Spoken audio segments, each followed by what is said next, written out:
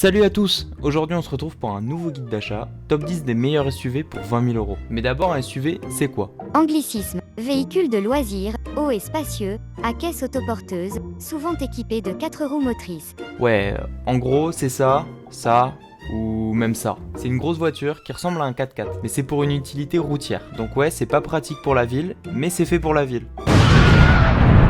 N'hésite pas à mettre en commentaire quel est ton top, abonne-toi, mets un like, tu connais la suite, c'est parti pour le guide d'achat.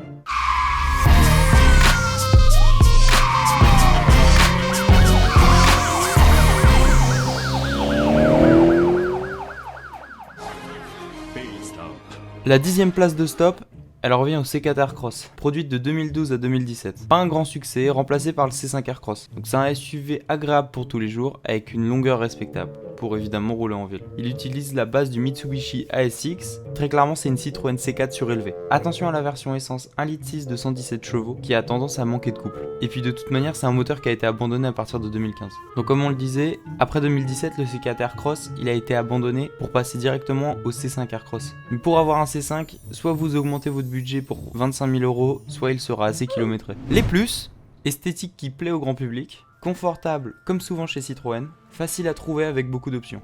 Les moins, le prix de l'entretien chez Citroën, son volume de coffre qui est un peu faible et il est quasiment introuvable en boîte automatique.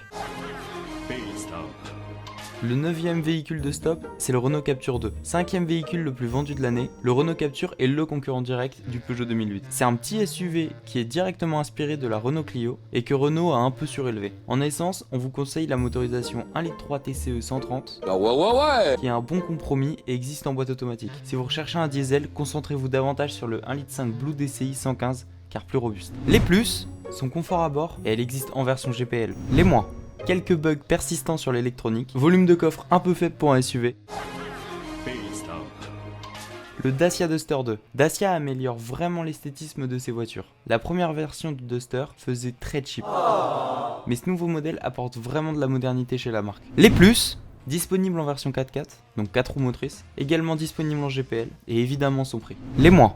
Image de marque low cost, mais il faut savoir faire abstraction. Malgré tout, des finitions encore légères sur les entrées de gamme. Quelques problèmes avec l'AD Blue sur les motorisations diesel. Le Ford Kuga 2 phase 1 ou phase 2. Ce Ford Kuga se rapproche plus du look urbain que son grand frère. Dans un budget de 20 000 €, on retrouve le Ford Kuga 2 phase 1 et on peut trouver des Kuga phase 2, version restylée à partir de 2016. Il est dans l'air du temps. Si vous cherchez un bon petit SUV à vocation routière, on vous le conseille. Les plus, disponible en version 4x4, un coffre de taille respectable pour sa catégorie, bon confort intérieur, surtout dans sa version titanium. Les moins pratique que le C4 pour une utilisation urbaine, une consommation parfois trop élevée et l'ergonomie de la console centrale qui laisse à désirer. Pour le 6e, on en a choisi un entre l'Audi Q2, le Mercedes GLA et le BMW X1. On a acheté notre dévolu sur ce dernier. Il possède une cote assez élevée, vous trouverez principalement des modèles diesel. Donc c'est un look plus tout-terrain que ses concurrents. Les plus, son design 4x4, son confort intérieur qui est très travaillé, lui aussi disponible en version 4 roues motrices, pas de gros problèmes récurrents. Les moins, des révisions coûteuses, parce que forcément c'est BMW, peu de modèles disponibles en essence, et ça tombe bien, ils consomment beaucoup d'essence. Le Peugeot 2008, c'est le SUV le plus vendu en 2021.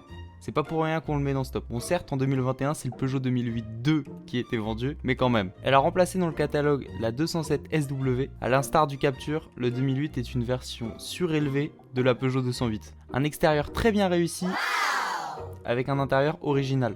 Attention toutefois, nous recommandons le Peugeot 2008 uniquement dans sa motorisation diesel. Les plus, un bon agrément de conduite, suspension très moelleuse et son petit volant sportif.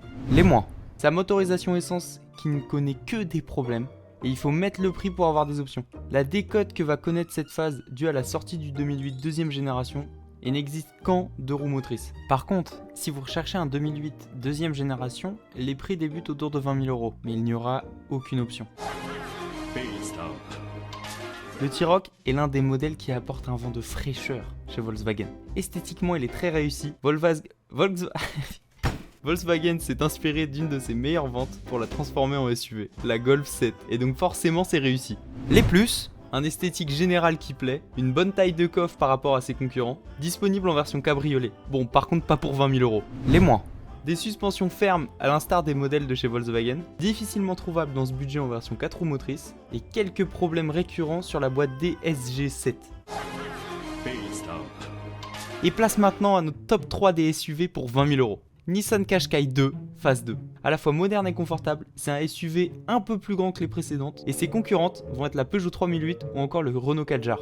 Petit bonus à son rapport prix-équipement plus qu'honorable, lequel choisir pour la version diesel, mieux vaut partir sur le 1,6 litre diesel 130 chevaux 4x4, car le 115 va être un peu juste niveau puissance, de même pour le modèle essence. Les plus, un joli look pour un véhicule japonais. Alors ça par contre c'est Kevin qui l'a écrit parce que je suis pas d'accord. Abordable dans sa version toute option, disponible en version 4x4 et ses motorisations essence très agréables à conduire. Les moins. Les finitions intérieures et la qualité des plastiques, volume de coffre inférieur à la concurrence, la consommation excessive sur ses moteurs essence, des soucis de fiabilité au niveau de l'électronique. Évidemment, il fallait qu'il y ait une Toyota dans ce top 3. Pour une fois, nous ne la retrouvons pas en première position de notre top. Je suis déçu. Car niveau esthétique, c'est un véhicule qui ne laisse pas de place au doute. On aime ou on déteste, comme souvent chez les constructeurs japonais. Avec le CHR, Toyota répond parfaitement à la fonction même d'un SUV, un 4x4 urbain. Et qui dit urbain dit économie de carburant. Et Toyota a donc sorti un SUV hybride. Fabriqué sur la structure de la Prius, Toyota est le seul constructeur proposant un hybride pour un budget de 20 000 €.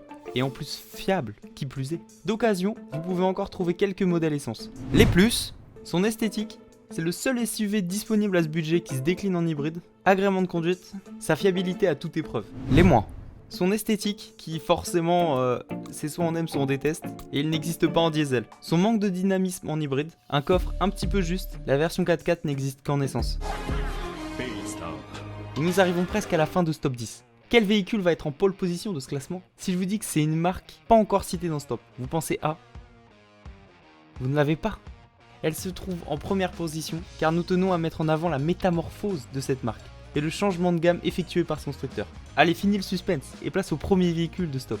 Le Volvo XC60 phase 2. Alors oui, pour 20 000 €, on aura les premiers modèles de la phase 2, et avec un kilométrage déjà important. Mais cela s'explique par le fait que ce sont des super véhicules, qui ne décodent pas. Si vous souhaitez investir dans un SUV qui garde une cote, le Volvo XC60 est fait pour vous. Les plus, son confort à toute épreuve, ses motorisations très agréables, disponible en essence ou en diesel, parfait pour les longs trajets également, son coffre très spacieux.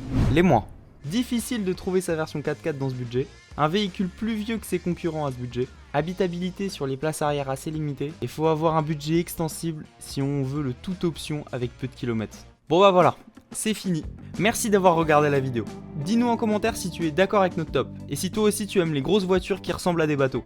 Le like, l'abonnement, la cloche, et le partage, tout ça tu sais très bien le faire. On se retrouve la semaine prochaine pour une nouvelle vidéo, à bientôt.